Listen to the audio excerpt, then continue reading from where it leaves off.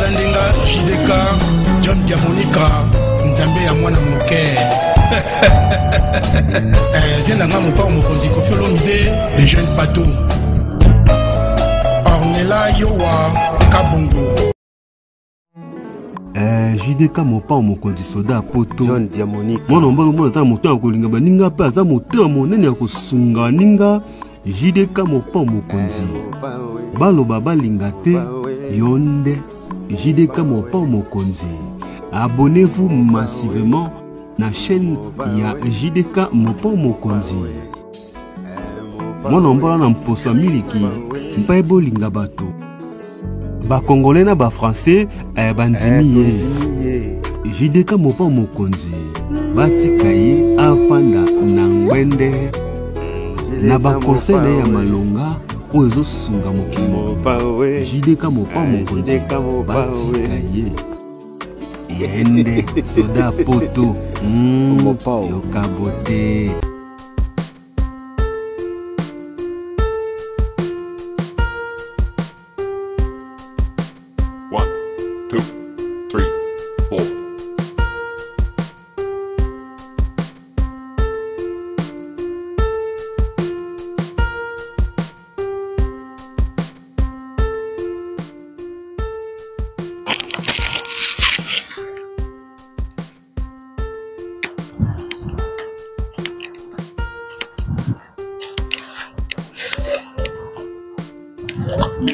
Mbote na balandi nyonso ya JDK mopa mokonzi soda ya poto.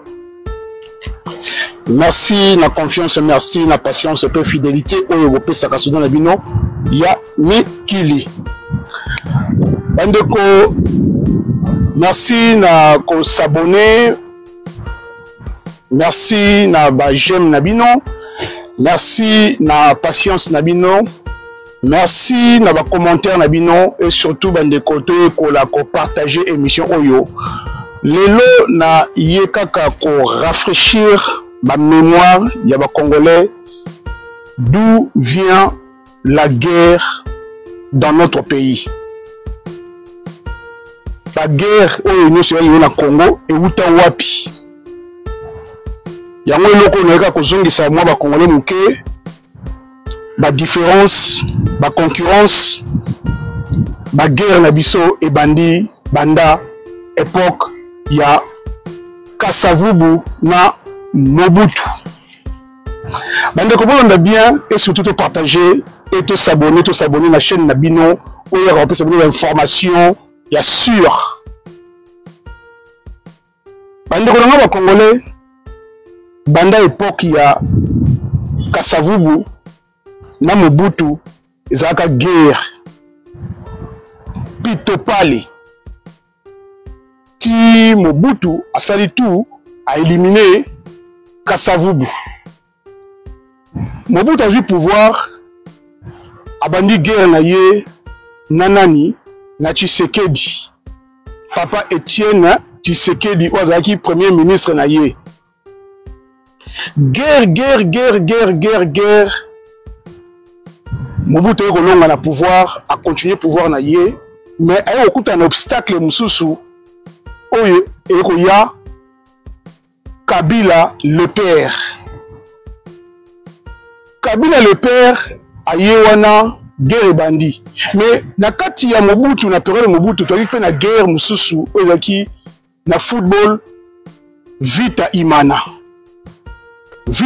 yaki benda bika bitumba batwa okufa wana pe ka guerre. Na kati ya guerre wana tu as toujours la guerre de 30 ans au Tolobaka Congo Rwanda kaka na kati ya guerre na guerre bande na ngai guerre ezo continuer Mobutu abandi guerre na ye na Kabila le père guerre Mobutu ekufa la biso na Maroc. Kabila le père a bendi pouvoir. Kobenda pouvoir a bendi, mais guerre si les gars atena papa Etienne Tshisekedi oyo atakaka Mobutu a bandi na wasusu na Kabila le père. Guerre. Kabila le père na ba contrat na signé kuna na ba mindele et simbité babomi Kabila, le fils Joseph Kabila Kabange a récupéré pouvoir et guerre est continuée de sous na papa Etienne Tshisekedi papa Etienne Tshisekedi a okufa na Bruxelles et guerre wana na récupérer yango moi na ye Félix Antoine Tshisekedi et bandi guerre na Kabila Félix a récupéré pouvoir. Quand Félix a récupéré pouvoir, guerre et bandi nani Félix a bandi guerre na Martin Fayoulou. Bandi konanga guerre na Congo, ya mbosongo na moyen mboka et avancé ezate, moyen mboka et bonga ezate. Et na kati wana to ipe na bakatière na biso lokola moto na ngenge pe ya sonam vina biso e dingwe aki na guerre oboyebi na Puma Noir. Guerre ya kosakana te na Puma Noir. Et tobimi na guerre wana to koti na guerre ya époque wana sikoyo tozaki na la guerre ya ba musicien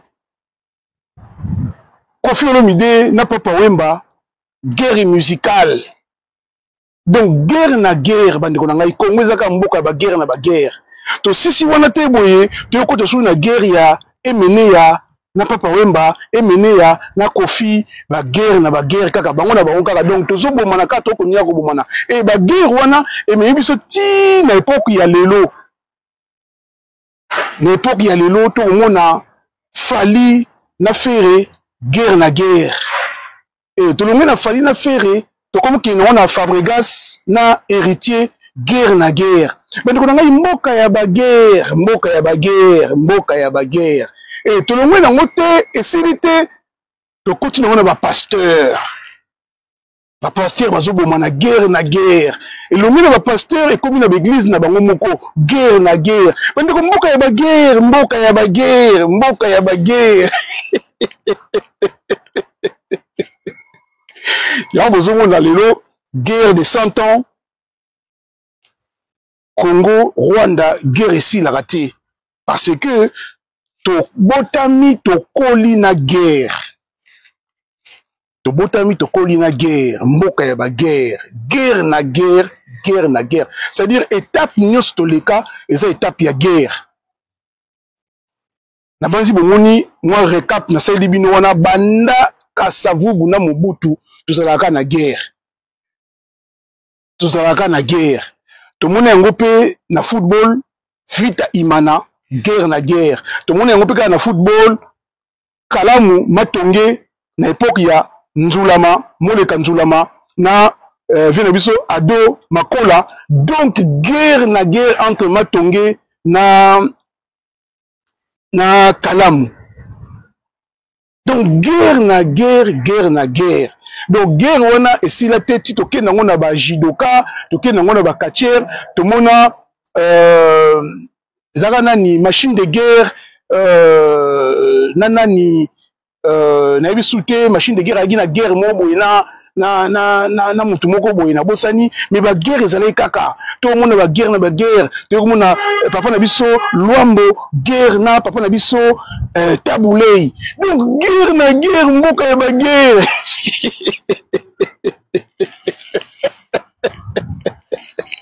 est-ce que nakosi si nous vivre guerre na Rwanda c'est parce que mboka ici mais ça na guerre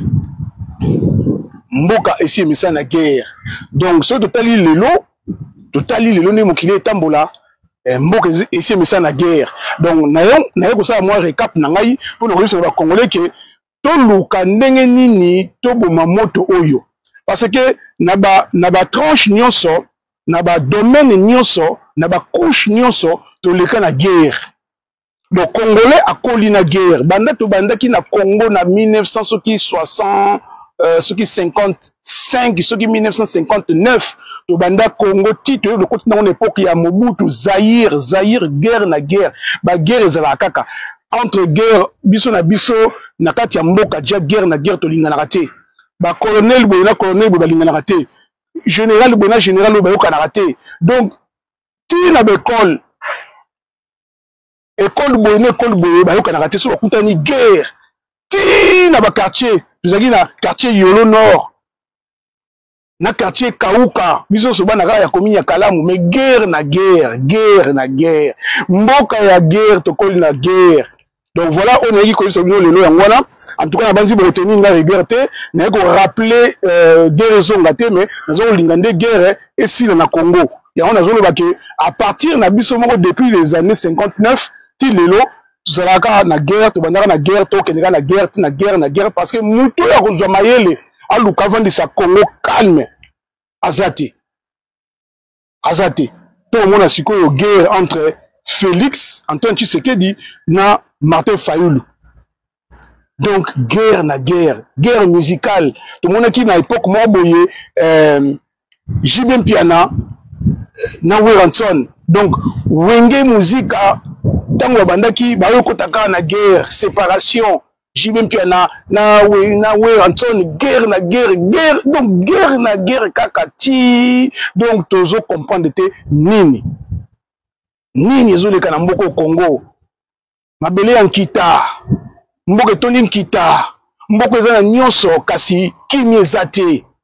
Ya on a reçu la vidéo où je pense que batumini ba conseiller kozonga na sima ba kosala moi recul ba ko comprendre que cela poto na ba ko ba o eza vrai. Ngana muto ba polémique te ngai na li na chaîne oyo chaîne pesa kaka ba conseil chaîne éducative. Na yango avant na silisa na ko remercier Prophète Jacques Nakati Yamboka Afrique du Sud. Je pense que na Cape Town, en tout cas, prophète Yaliboso, to Monsel Nanzambi Yaliboso, Oyo Avanda, Alanda émission sur la poto, attendu un message à lobby, sur la poto. Nakamwa kandenge nini ba pasteur ba lobela kayote puisque makambo yo lobakeza mate ya munene ya ngonga na kwene be mission na yo na landi be mission na yo na moni ko zali mutu moko ya mayele oloba makambo ya malamu na yango na préféraki na mate na ngai na ba prédication na ngai na lobela ka pe yo de temps en temps pour ba tu bazwa conscience ba s'abonner la chaîne na yo ba landa ka yo parce que makambo zo loba eza noble eza loyal ezali ba vérité mais aucun pasteur n'a yokaye à l'obéla, makambo na lobaka. Ya on a remercier prophète Jacques, Nakati Afrique du Sud, Nzambe Pambola yo, merci, un grand sportif, en tout cas Nzambe Alola Pambola yo, après ça makasi, on continue ko lobela ka soda ya poto, o ko panzali loba ya soda ya poto, o ko yipsa bandeko ba s'abonner, en tout cas, et vous allez ka esengo. Ya papa na biso nkolo Jésus-Christ de Nazareth. Na soukia ou en tout cas, comme la prochaine émission, Yaboye, Ezalate, Anita Molenbeek, Babizou na Yangwana, Jerry Lubaki na Maman Louise na Bruxelles, et puis na pesi, Baoulous Bolinga Soda Poto, Tata Mwasi Yabana, Maman Mami Charlotte Ntilou na Dreux. En tout cas, vraiment bien surtout au Bolinga Soda Poto, il y a Tati Malon dans la Marli Gomo, Nzambe Alola Atika Vinote, il y a Guibert Dibonza, les monuments, na Caroline du Nord. Et Nakosuka Awa, comme la prochaine émission. Ciao, ciao. Si vous avez aimé l'émission, n'oubliez pas de laisser vos commentaires, cliquez sur la cloche des notifications, likez et partagez. JDK John Diamonika TV, votre chaîne. Papa Soldat ya Poto.